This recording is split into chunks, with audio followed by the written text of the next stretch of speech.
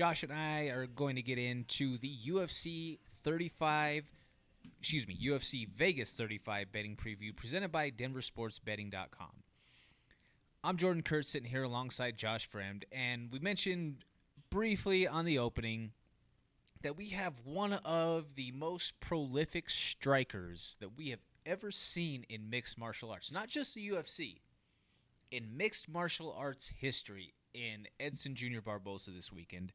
He is in the main event taking on another elite striker in Giga Chikadze. Giga, for those of you who might not know because he's a little bit of a newer name within the UFC and the MMA circles, is as accomplished of a world championship level kickboxing expert that you can possibly be. Josh, let us know what you think of the matchup right away. You know, man, this matchup is a delight for me, being like, I predominantly feel like I'm a striker, but yes, like you just said, we have Edson Barbosa, who's one of the most well-rounded strikers in the UFC, has a ton of highlight knockouts in the UFC, going up against Giga Chikadze. Like, I'm a big fan of Glory, and I followed this guy for a while before he got into the UFC, and this guy is the real deal. The way he throws his kicks are phenomenal. It's going to be an interesting battle. It's going to be a chess battle. Are we going to see a 3-round war, or are we going to see someone get caught in a highlight video? Exactly. And speaking of that, Josh, there's got to be some spicy lines on those finishes for this fight. What are you leaning toward? What are you thinking about? What can the people maybe possibly get some bang for their buck on? You know, I'm leaning towards a quick finish in this one. Who am I leaning towards? Man, I don't know right now. My gut's telling me Edson Barbosa because he has the track record. He's proven it before. But when you look at Giga and what he's done in his short time in the UFC, I think that there's just less there's less miles on his body, so maybe he can pull this one out. What we have for Giga for a finish on the money line is a plus 650 for the first round. So there's a little bit of it's kind of juicy because if you think about it, it could go either way. There's a little bit of a value in that pick. Certainly. So as the money line itself sits, folks, we have Junior Barbosa sitting at the slight favorite at minus 115.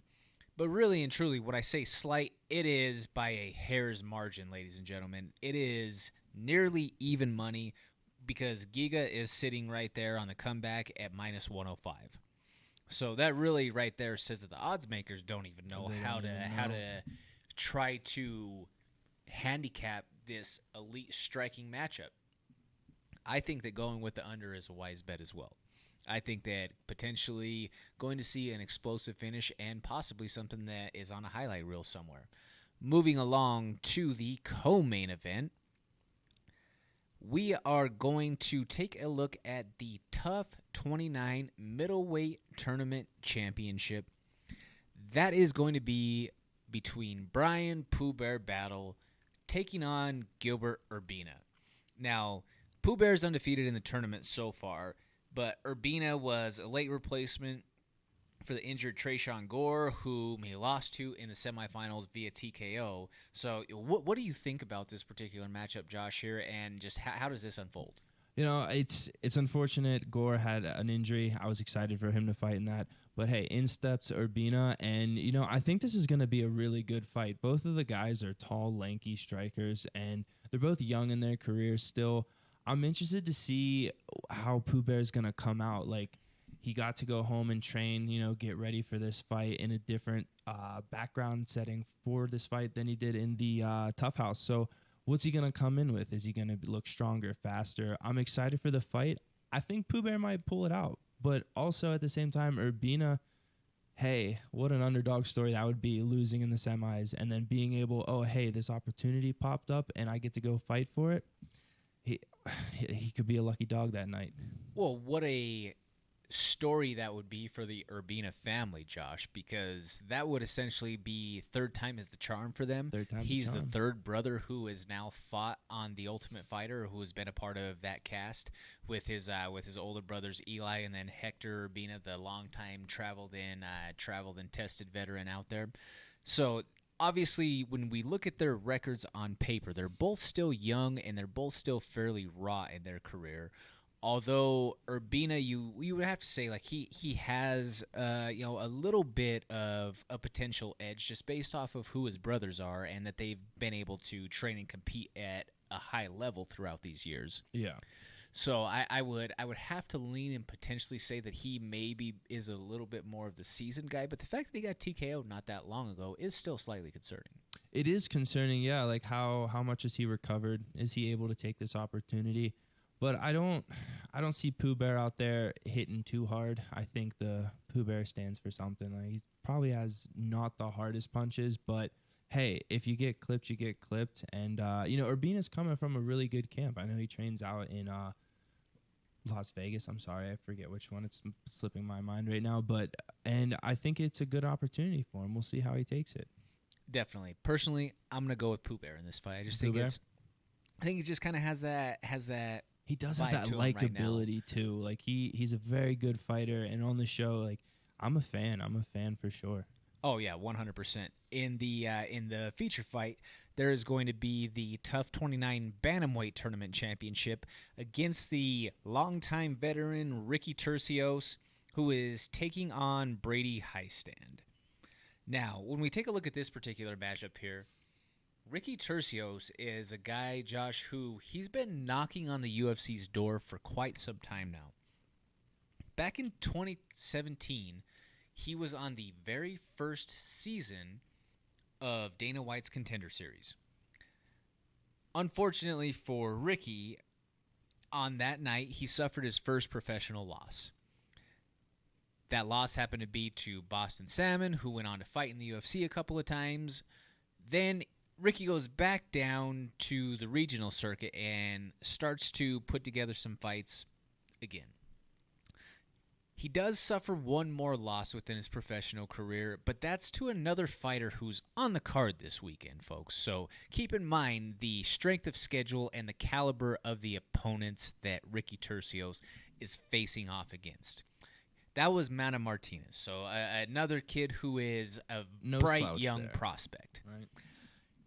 He's seemingly been on a collision course. He was on track or on pace to fight Adrian Yanez until that card was canceled due to COVID. And then obviously Yanez has since gotten into the UFC and has been on a wrecking path ever since. So when we're looking at somebody like looking at somebody like Turcios, Josh, he's a guy who 100% is the more seasoned guy as you look on the flip side to Brady Highstand. And it's not to knock the young kid. He's only 22 years old, but he's obviously proven in the tough house that he has the ability to win and to beat guys that are at the level of trying to get in that were in the show. He's on that caliber. But Josh, when we have to look at the strength of schedule, I think that is something that is very important that the people do need to understand out there. Brady Highstand, of the people that he has beaten in his official recorded 5 professional fights, are a combined 1-24. Wait, say that again. In the 5 professional wins outside of the tough house that Brady Highstand has, his opponent's combined record is 1-24. When you take into account the opponent that he suffered his one loss to, like I said, he's 5-1. It's a total of 10-29. So the experience and the strength of schedule has to be a factor here, Josh. Yeah, and I mean, Ricky's one of those guys, man. He has the heart, and you've seen it in every fight in the tough house. That kid is game, and he comes to fight. And Brady seems a little like he might break. Like I think Ricky might be able to break him. Like Brady had a couple tough fights in the house.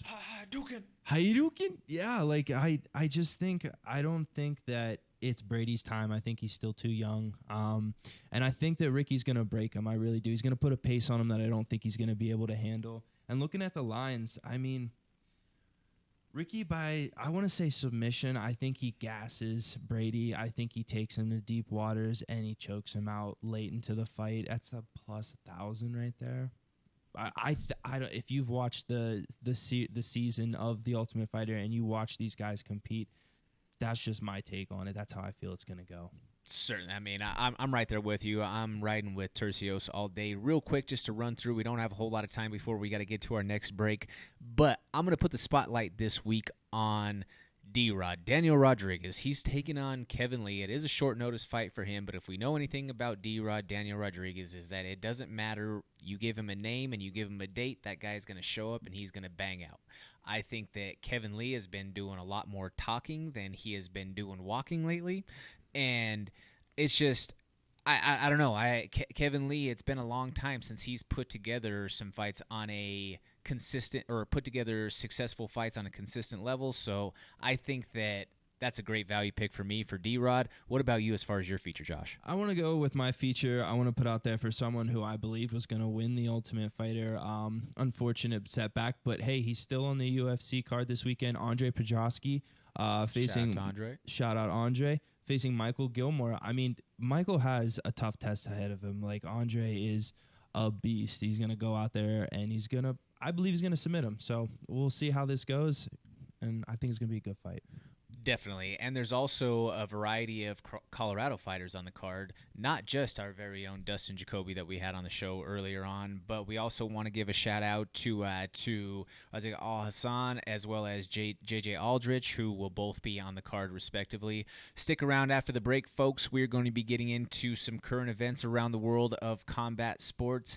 I'm Jordan Kurtz, sitting alongside Josh Frem. This is the MMA Plug presented by DenverSportsBetting.com on 98.1 Mile High Sports Radio in Denver, Colorado. Stream us worldwide at www.milehighsports.com. Hit us up on the Go Fast Energy Drink hotline and text line at 303-831.